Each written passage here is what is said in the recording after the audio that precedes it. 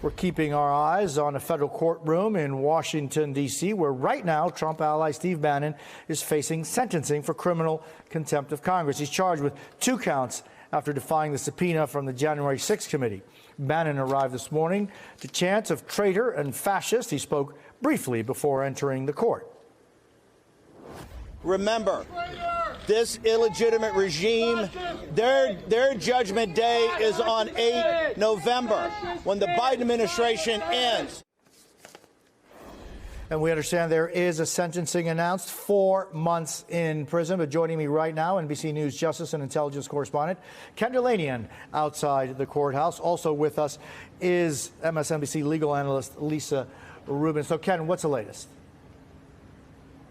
That's right, Jose. Judge Carl Nichols has sentenced Steve Bannon to 4 months in prison and a $6,500 fine. But importantly, he has stayed that sentence while Steve Bannon appeals his decisions about what evidence to allow in the trial. So Steve Bannon will not be going to prison anytime soon. Those appeals processes could take months to a year. But 4 months in prison is the sentence. That is less than what the prosecution asked for. They wanted 6 months. They said that they wanted the maximum under the guidelines. They also asked for a $200,000 fine, and they got $6,500. But still a significant sentence, and the first time in modern history that we know of that someone has been sentenced after being convicted of contempt of Congress. But that's the sentence here today, Jose, 4 months for Steve Bannon.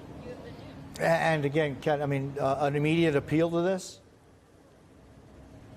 He's already appealing, and the real issue on appeal is this question whether he could use the advice of counsel defense, whether he should have been able to argue to the jury that he was just following his lawyer's instructions in refusing to comply with the subpoena because they told him that executive privilege applied. The judge disallowed that because the case law in Washington, D.C.'s circuit is that that's not a defense, because if you have a lawful subpoena, despite what your lawyer says, you have to comply. But that's not the law around the country necessarily, and even the judge in this case acknowledged that was a close call, and so he believes that Bannon has some kind of a chance on appeal, and so he's therefore staying the sentence while Bannon appeals, and again, that could take many months.